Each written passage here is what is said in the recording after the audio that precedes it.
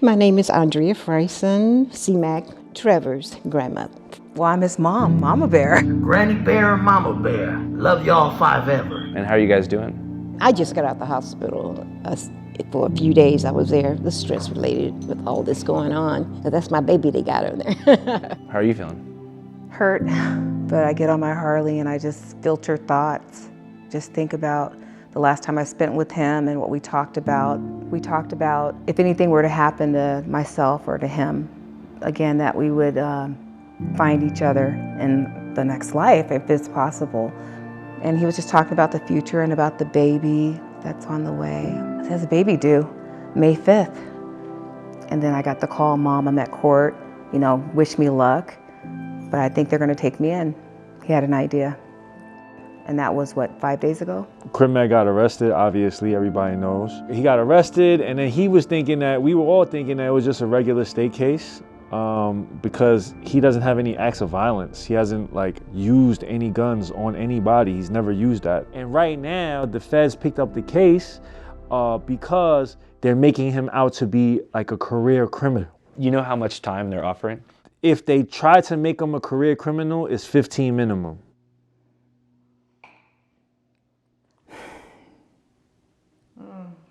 I just want him home. Me too. And for those unfamiliar, why is he back in? He had a ghost gun. He had a gun with no serial numbers on it. This is an epidemic, for God's sake, and it has to stop. One of the president's executive actions would add new restrictions on ghost guns. And those are weapons that people build from parts that do not have serial numbers on them. Homemade in just a few hours using a 3D printer. It was a holiday. It was a holiday. Yeah. And he went to the hood. There's a barbecue. It was like a little barbecue. He just went to say what's up. He was in the backyard. He was on live, talking on live. And when he's on live, he's not doing nothing. He's just there talking. $55, I give you a story post. Very affordable $5, y'all. Doing features, $55, whatever the fuck you doing, right? And then the police probably saw, he's in the neighborhood. He's got it in his hand. They came into private property inside the backyard and they arrested him. So he was at a barbecue. Yeah. Around the 55th and Western area. Right. Chilling. Not on the street, not on the corner. He was in the backyard. And then, they claimed they found something. At first, I was shocked, but upon further research, it appears that the conditions of Crip's probation in California actually took away his rights to decline search and seizure, even on private property. So long as the arresting officer is able to establish reasonable suspicion, like the smell of marijuana emanating from the home, or more than 3 alleged gang members being inside at one time together, that arresting officer is allowed to enter the property without a search warrant. So, on paper, LAPD didn't do anything illegal. That being said, I still couldn't believe that Crip, who's never been convicted of a violent crime, was potentially facing 15 years in federal prison, just for having a gun, which after all is a constitutional right, and seems quite necessary for self-defense purposes, given his tattoos, recent financial success, and high profile. So, to get a better understanding of why and how this could happen, I decided to sit down with lawyer and former federal prosecutor Michael Fredman to get some answers. My name is Michael Fredman, and I'm a criminal defense attorney, and I'm the founder of the Fredman firm here in Los Angeles. Before I started my own firm, I was a federal prosecutor for the U.S. Attorney's Office here in LA for the Central District of California. So I prosecuted federal criminal cases. So what can you tell us about Crip's case? Crip is charged with being a felon in possession of a firearm or ammunition. It's illegal if you're a felon to have a gun. That's the simple fact, under state law or federal law. So when you think about federal criminal law, it's more common to think about RICO, going after the mob, or wire fraud, Enron, Bernie Madoff, these kinds of cases. A gun case is more often in state court. It's a little bit more of an ordinary case. The federal authorities in recent years have prosecuted these cases more and more because they're able to get harsher sentences. And so there's a big push to get guns off the street by imposing harsher sentences on people who have guns when they're not supposed to. There was an initiative when I was a prosecutor called Project Safe Neighborhood. The officers aren't just out there to arrest people, they're out there to try to get involved and make the community safer. Drawing from academic research and decades of experience, the program is based on the fundamental principle that law enforcement agencies and communities must work together to address violent crime to make their neighborhoods safer. And essentially what happens is LAPD or any local police agency will coordinate with their federal counterparts at the FBI or the ATF. They'll adopt that case and they'll file charges like those against Crip Mac. So now he's in federal court facing a federal charge. Still, I was confused. According to Dr. Fredman, Crip Mac's case carries a 5-year minimum. Yet earlier, China Mac had mentioned that if the prosecution decides to add the career criminal enhancement, he'd receive a 15 minimum. Dr. Fredman explained to me that all of this has to do with the federal sentencing guidelines, which have a mathematical equation to determine your offender level. Factors like gang membership can bump up your level, and in turn, triple the mandatory minimum sentence that corresponds with the crime you committed. So for every crime that's a federal crime, there's a guideline which tells you what the base offense level is. And then there's enhancements. So for example, when I was a prosecutor, I prosecuted a felon in possession case where someone ran from the police and threw the gun off a balcony and it landed in a parking lot where some kids were playing. The guidelines tell you that if someone is a felon with a gun, they start out at a certain base offense level. But if they create a risk to human life in the course of committing the crime, add 2 levels or add 4 levels. All of that goes into a person's base offense level, and then you have to look at their criminal history. Yes. So this just straight up tells you how long you're going to jail. Well, they're not binding on the judge, but the judges have to start by calculating the range. And most judges, generally speaking, more or less go with that range. While these sentencing enhancements exist on a federal level, the city of Los Angeles has long done away with gang enhancements. They were eliminated in December 2020 by DA George Gascon, citing prison overpopulation and high recidivism rates. I eliminated sentence enhancements because sentencing enhancement doesn't necessarily create more safety. In fact, they often create more recidivism and they make us less safe. This resulted in the immediate freeing of rapper Draco the Ruler, rest in peace. But on a federal level, these enhancements are still the rule of law. And according to Dr. Fredman, unlike in county or state courts, it's almost impossible to bargain for a lower sentence with federal prosecutors. They almost never lose. And only 8% of defendants end up taking their case to trial after feds make their initial offer. But why? Dr. Fredman says the feds don't prosecute unless they're pretty much certain they'll win the case. Cases that are prosecuted by the U.S. Attorney's Office, they're very buttoned up. They don't charge cases unless they've really vetted their evidence and unless they feel they can really prove their case. What's the federal conviction rate? The federal conviction rate is incredibly high. I think the figure is something like 97% of people who are charged with federal crimes end up pleading guilty. Upon further research, I learned that many defendants only plead guilty because claiming you're innocent of a crime, even if you are, could result in being given an even harsher sentence if convicted. If you plead guilty before trial, you get a reduction in your offense level for acceptance of responsibility. It's usually 3 points. Sometimes it's 2 in lower level cases. So if you're looking at, let's say, 6 to 8 years, that could automatically become 5 to 7 years or 4 to 5. Because the guidelines are so severe and predictable, as you noted when you look at that chart, that's why a lot of people take deals. And the flip side of that is what's called the trial penalty. It's an anecdotal term that we use. But there's a general perception that if you go to trial and lose, not only do you not get those 3 points, but the judge is going to be harsher on you. This seems absolutely ridiculous.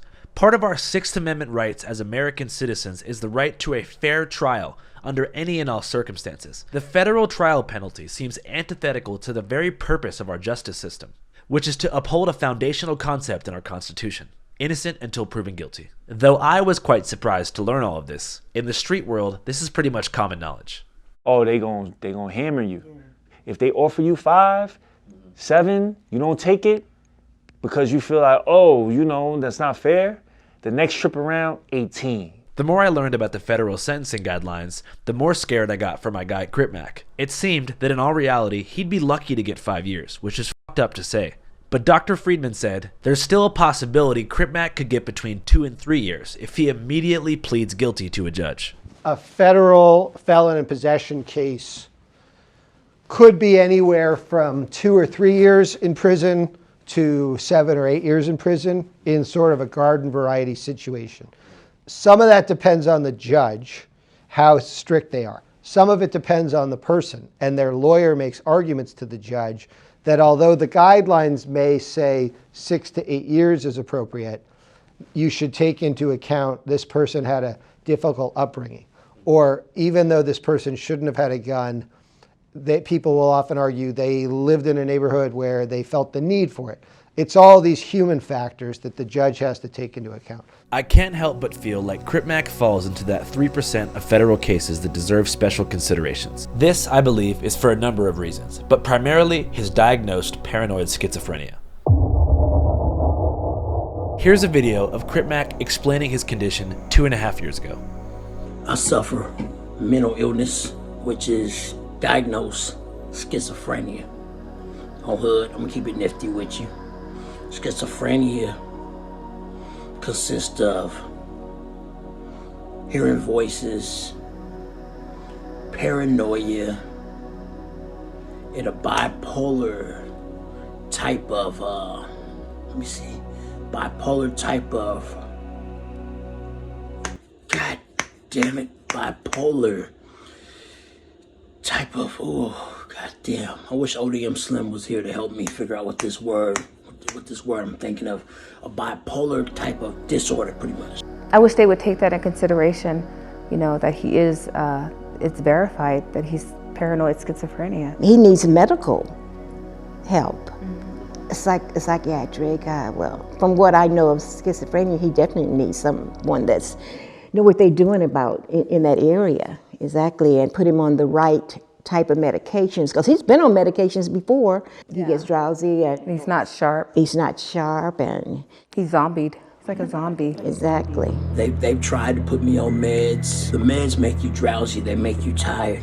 If I'm drowsy during the day in South Central LA out here, that's a perfect time to slip. And everybody knows what I mean. I'm gonna keep it 55th Street. When's the last time he was taking steady medication for schizophrenia? From what I know, it must have been, that I know of, 2015. You know, that sounds about right. Exactly, and I've seen him take it, and he slept all day. He would sleep all day. So it kind of knocks him out. It knocks him out completely.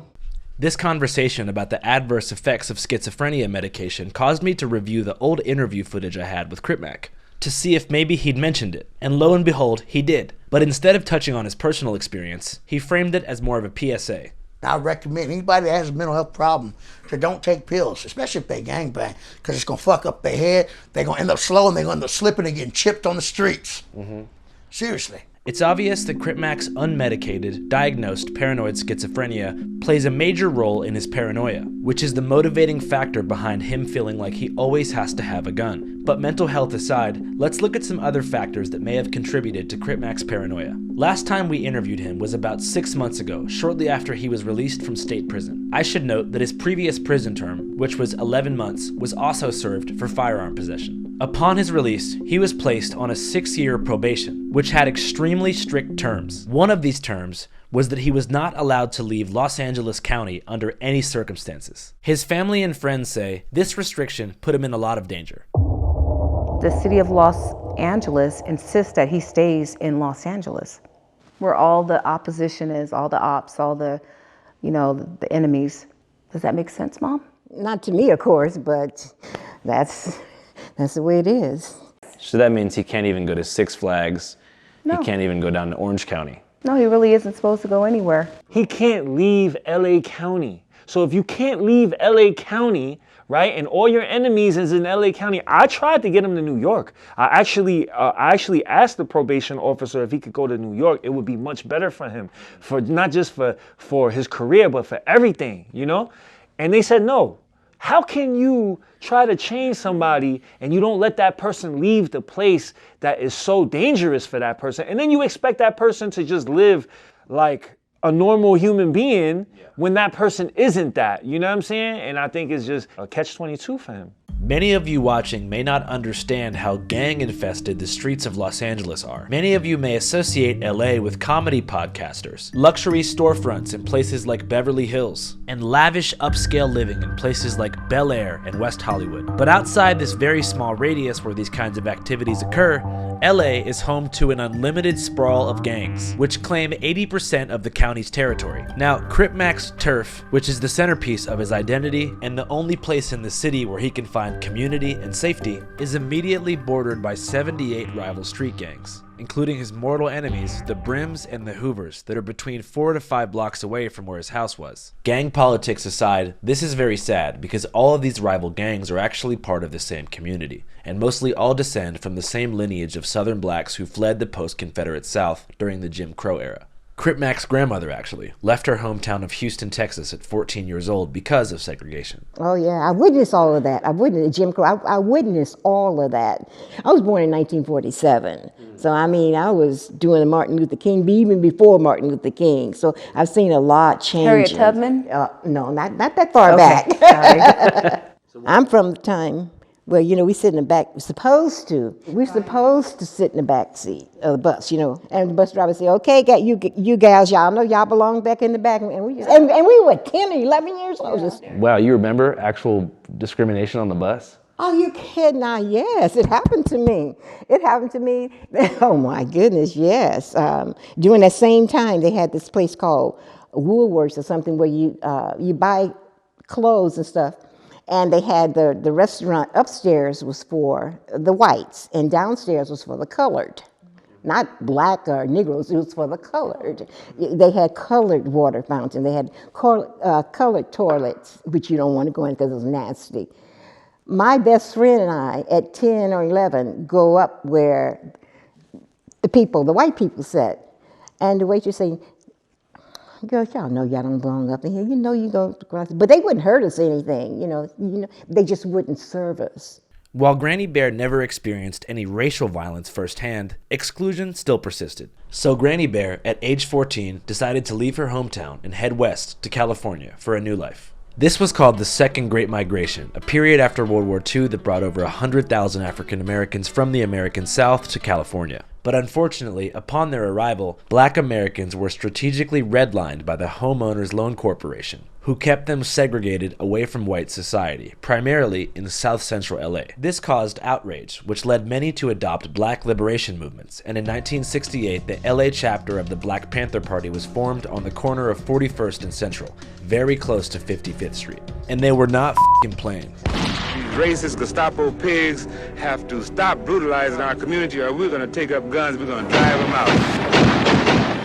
Soon the Panthers and law enforcement were embroiled in an all-out war, as evidenced by this raid on the Panther Party office on Central Avenue in Los Angeles in 1969. In the following years, the Black Panthers, as well as the Brown Berets, American Indian Movement, and beyond, were strategically infiltrated and disrupted by the FBI as a part of an operation called COINTELPRO, which arguably resulted in the assassination of Fred Hampton, Malcolm X, and Martin Luther King Jr. By 1971, when COINTELPRO concluded, black liberation movements like the ones in LA had been severely weakened nationwide, and it just so happens around this exact time frame the Crips began in South Central LA, which initially stood for Community Revolution in Progress. They had vague political undertones, but that wouldn't last very long. After the introduction of PCP in the late 70s and then crack cocaine in the early 80s, the Crips became a full-blown drug gang, free of any political undertones, and were involved in a brutal turf war with the Bloods over territory and sale of crack. Since this conflict began over 45 years ago, tens of thousands of people have been killed, locking this community in a vicious cycle of vengeance and retribution, where each body leads to 10 more, and 10 more, and 10 more. And no one in the world of LA gangs has a more recognizable face card than Mr. Crip Mac, who is the second most famous Crip in history behind Snoop Dogg. So, regular civilian activities like going to the grocery store, the post office, or the laundromat could potentially be life-ending decisions for him if he runs into the wrong person. And the only thing standing between him and death in that situation is a firearm. In my opinion, forcing Crip Mac to stay in LA County during his 6-year probationary period is a recipe for disaster, and I think it's by design. Yeah, it seems like that system is designed to put people back in jail. They are, though. In America, prison is a business. Prison is a business. So when it's a business, they don't care about, keeping people out of prison. Why? Because you're not making money like that. They want people to be in prison. Every single license plate in New York City is made by prisoners. You know what I'm saying? How much do they get paid an hour for that? 35 cents. And that's big money. For commissary, yeah, for sure. That's big money. 35 cents is big money. Yeah. You know what I'm saying? So, people making 15 cents. It is slavery. It is slavery, bro. The difference is that they won't say it. Yeah, when they said, oh, no more slavery, they put that rule saying, oh, except if you're in prison. The 13th Amendment. Right. You know what I'm saying? So, shit, we're not gonna just come out and enslave everybody. We're just gonna lock everybody up and just enslave them that way. And that sucks. China Mac is not exaggerating. For example, at Louisiana State Penitentiary, aka Angola Prison, inmates are forced to pick cotton for 2 cents an hour. At one time, we made 4 cents an hour, and for some reason or another, the budget got cut. Which makes sense because before becoming a prison, it was called the Angola Plantation, one of the many properties of Isaac Franklin, who was believed to be the richest and cruelest slave owner in the American South. They don't want us to be better. They don't want us to be smarter. They don't want us to be free. They want us to be caught. They want us to be pigs, to be cattle. You know what I'm saying? So they could feed off of us. That's what the fuck they doing, bro. And it's sad, bro. And it's sad to see Crip Mac get caught up in that. So far, we've discussed Crip Mac's paranoid schizophrenia and how the dramatic travel restrictions imposed by his probation have put him directly in the crosshairs of his enemies. But there's another factor we haven't discussed, which is the effects of viral fame and the newfound risks and responsibilities that come with it. In our previous episode, Crip Mac Returns, we touched on this briefly when I asked him how his life changed after going viral, a transformation which Channel 5 had a lot to do with. Well, going viral, it made a lot of people watch me. The attention was on me. I'm like, all right, kid, I see that now. Everything I do, the world's gonna watch. Some people, they just get mad about your fame sometimes. How come, you think? I don't know, because they're poor. A lot of people are poor. When you have money and you're making money, you just around motherfuckers just poor all day. They don't like that shit because they're miserable. In the internet age of clout-obsessed fame leeches, viral fame presents a major X factor for someone already living a dangerous life on the streets. And Crip Mac knows this all too well. In the first year after going viral, he got beat up by his own friends for false claiming a different hood on Facebook 8 years ago. Then, a man from Indiana built an entire online following by pretending to be his dad. And in the past year, 75% of his girlfriends have tried to arrange his murder, typically after he refused to continue promoting their OnlyFans. And according to China Mac, Crip Mac receives between 2 and 3 credible death threats every single day, just for being who he is. He's a trophy out here. People that live that life, people would, happily do something to him just to go viral on the internet. So because of that, he has to feel safe at all times. He goes above and beyond to feel protected because he's so paranoid about everything. Not even just having weapons or anything, just period. Everything, how he moves, Upon further reflection, I realized that Crip Mac may or may not be the most paranoid person I've ever met in my entire life. Lupe, you gotta park closer, 5 feet closer. When I first met him about 2.5 years ago, it was as if he was expecting to be shot at any moment. You never know, cuz. You could have a great day, some shit like this, and something make you happy, cuz. Enemy you feeding them might say, fuck your dead homies and spit on you. I don't give a fuck about these cameras. I'm gonna knock cuz sleep. I'm gonna do destruction. And that was before he went viral. He's constantly looking around. Can you blame him? There are people just want to see him go down just to see him go down. Yet that being said, getting to know Crip Mac over the past few years, I've seen him mature a lot. The person I met back in 2021, who wouldn't wear anything besides blue Pro Club t-shirts, and whose primary goal was to challenge my cameraman to a one-on-one fistfight, is not the person I know today. That being said, I'm not Crip Mac's primary collaborator. Crip Mac's primary platform is a podcast called No Jumper, hosted by Adam22, who first interviewed Crip Mac back in early 2020. So I decided to sit down with Adam to get a more objective perspective on how Crip Mac has changed or not changed over the past couple years. Thanks for the interview, G. I appreciate it. Oh, my pleasure. How did you first discover Crip Mac? Somebody sent me like a YouTube short of him just sort of screaming at the camera. Big Hoover killer destruction.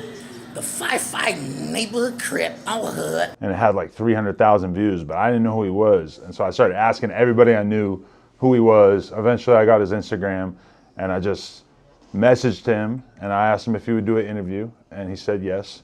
No Jumper, coolest podcast in the world. And today It's the Mac Sitch. Oh, hood, 55 Crip. It's a nifty day on 55th Street.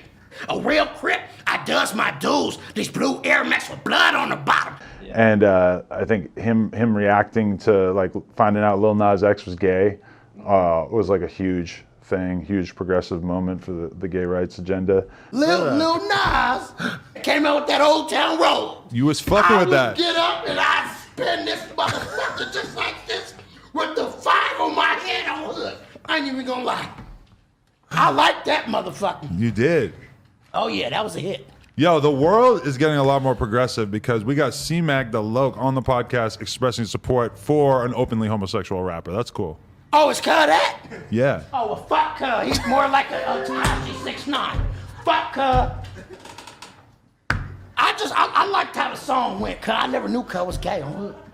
So that's not cool with you? That shit ain't nifty on 50s. I don't know. He just like kind of wowed me early on. I was always scared to get close to him though because of the forehead tattoo and everything like that. I always like, it took me a while to just like fully accept that like this guy's my friend, even though it's like sometimes he's a little difficult to be friends with politically, because honestly like he's got problems with a lot of like very dangerous organizations, I guess you could say. And I feel like if any human being in Los Angeles needs a gun, it's probably him, because yeah, of course there's definitely a lot of people with their eye on him. He is in like kind of a weird middle ground type area where he's somebody who, if he was a rich rapper, would definitely have security with him all the time, or at least would be wise to, but he don't really have money like that. So instead he's carrying straps and doing his own thing. It's kind of crazy because it's like you could imagine that maybe if he wasn't so street or so gang affiliated and his image wasn't so dangerous, that he would be like Drewski. You know, he would have got swooped up by like a management team and they would have went to work on building all kinds of content around him and stuff. Like I kind of see that vision of like how that could have worked, but I feel like, you know, people were kind of scared. So he ended up kind of doing more like the YouTube circuit, the vlog circuit. He's done a lot of different things. He did a rap battle. Beyond a rap battle, Adam22 and Crip Mac's manager, China Mac, have gone out of their way to provide Crip Mac with opportunities to produce content that's outside the gang sphere. Him and China Mac have a show called Mac Ventures, where they eat, walk around, and do other stuff. But Crip Mac's most recent venture was on Adam22's reality show. So can you tell me about the reality show that you've kind of been doing for the past few months? Yeah, we did a reality show where basically like we got a bunch of porn stars and then we got a few men off the streets and decided that we would have them all compete to be my first ever threesome boy-girl with my wife. Hi, I'm Lena the Plug. I am an adult creator. My name is Adam22 and I co-own Plug Talk with my lovely wife. We interview a different girl every week. And then we them at the end. But we've only ever done it with other women. So we've arranged this whole challenge to find the perfect guy to be our first ever boy-girl threesome. You want to get down? No. Get down. We're going to get you out of the situation. And Crip Mac was an obvious choice. And it was a little bit tough to wrangle him and get him to actually show up and everything. But he fought hard till the end. And I'm not going to lie, like, just the reaction to him was like so insane. And like one of the things I was really thinking about was like finding a reality show to do to find him a girlfriend. So how close did Crip Mac come to winning the reality show?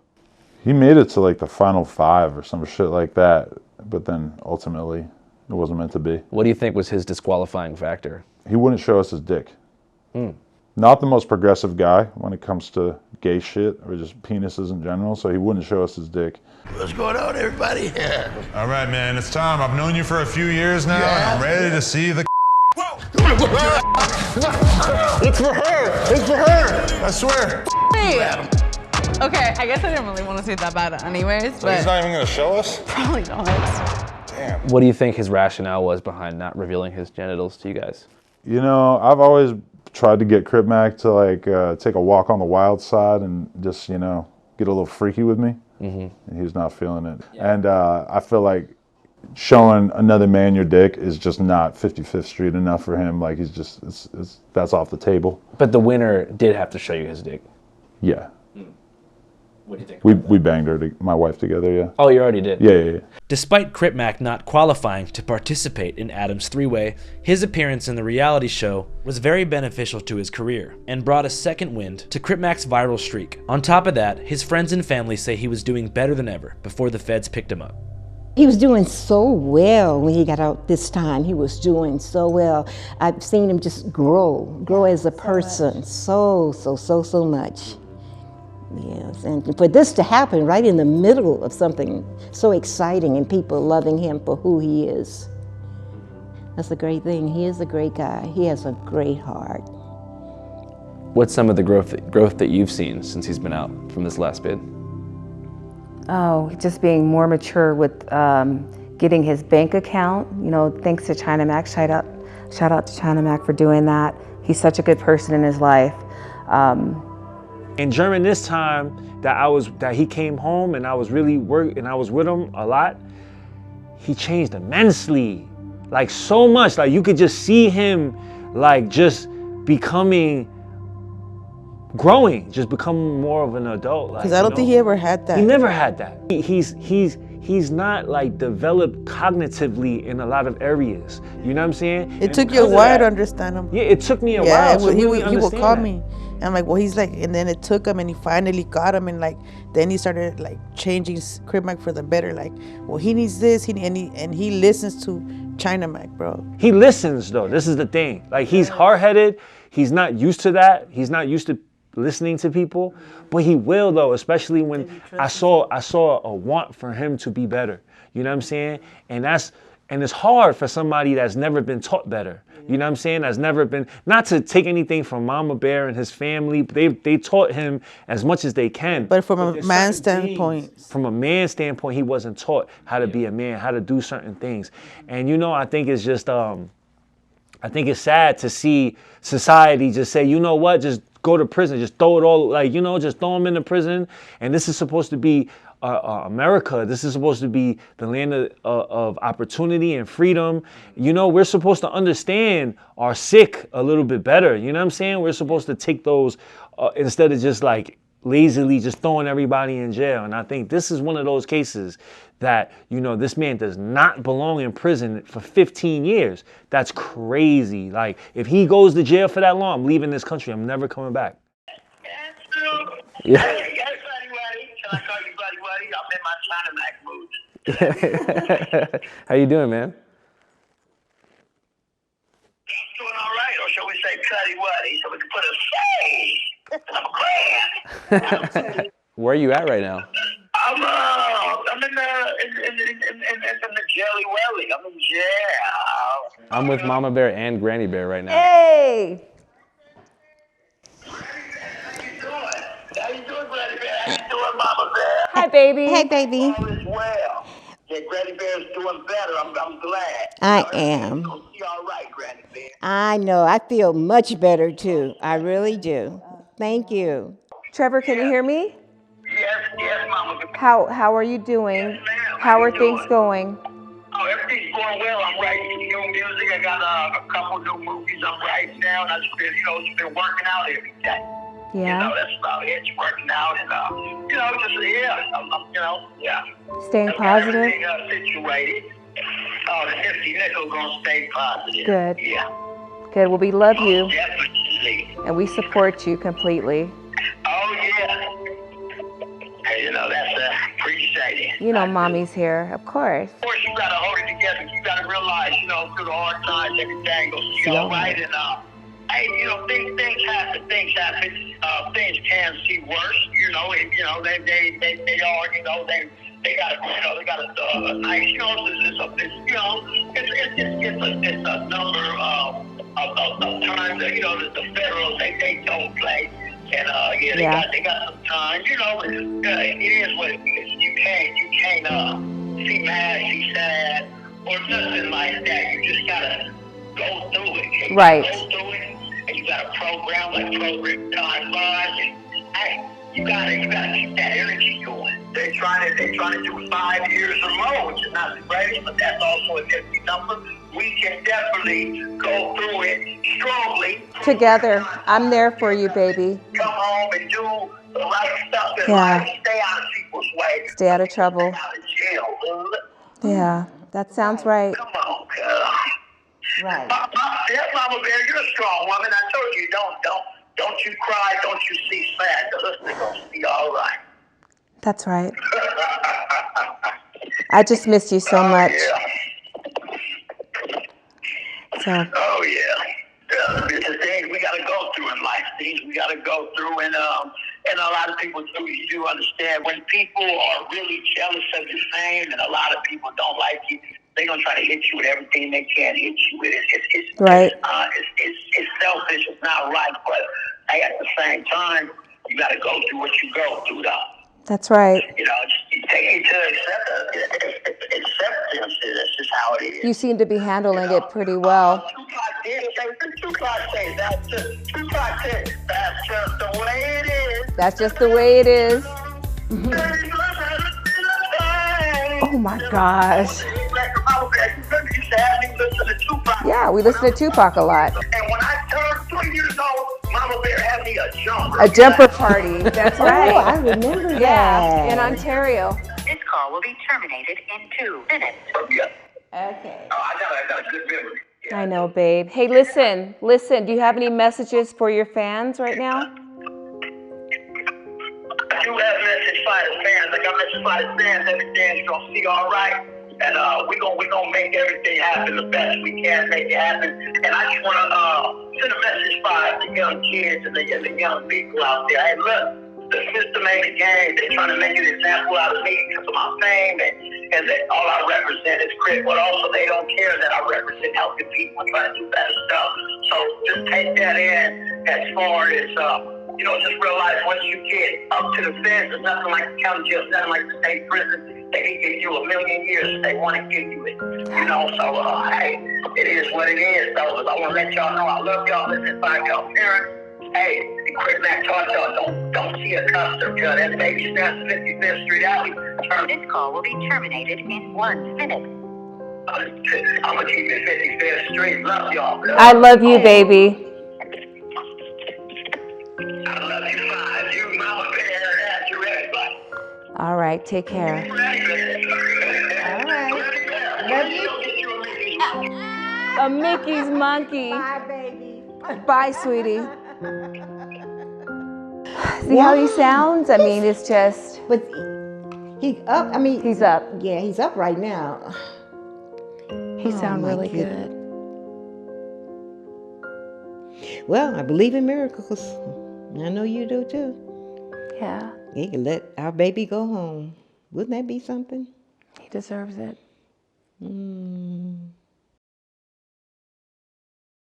Thank you so much for watching. As you currently watch this video, Crip Mac is being held in a federal detention facility as he awaits his sentencing offer from the prosecution. But there's something I forgot to mention. Crip Mac has no legal representation that's equipped to handle his case in federal courts, so he literally has no lawyer. And I think it's my responsibility, given how much he's helped Channel 5 in the past, to help him out because he needs some help. If you look in the description below, you'll see that I set up a GoFundMe, which is called the Crip Mac Legal Defense Fund. I talked to him over the phone and he thinks that a $10,000 goal is fair and would help him out a lot. Also, the elephant in the room with Crip Mac from the jump has obviously been mental illness. And in terms of substantial cognitive recovery, I think he has a really long way to go, and I definitely don't think that the federal correctional system would be a good place for him to initiate that mental health rehabilitation process. I actually think that putting him in jail may actually worsen his paranoia and the symptoms of his paranoid schizophrenia. That's where a decent lawyer comes in. A good federal lawyer can do a couple things for someone who suffers from mental illness. One thing they can do is bring out an outside expert mental health witness to testify in front of the judge before the sentencing offer is made, which, if done properly, could lead Crip Mac to an entirely separate judicial process, which is called the mental health courts. Being tried in the mental health court system would guarantee that even if he got sentenced, he'd have access to adequate mental health services upon his incarceration, which I think is crucial in his recovery. Some of you may probably watch this and think, oh, what's the point of getting him a lawyer when there's a 97% conviction rate? And to that I say, I understand where you're coming from, but the difference between 5 years and 15 years in federal prison makes a huge difference, especially in the life of his child, which is supposed to be born on May 5th of this year.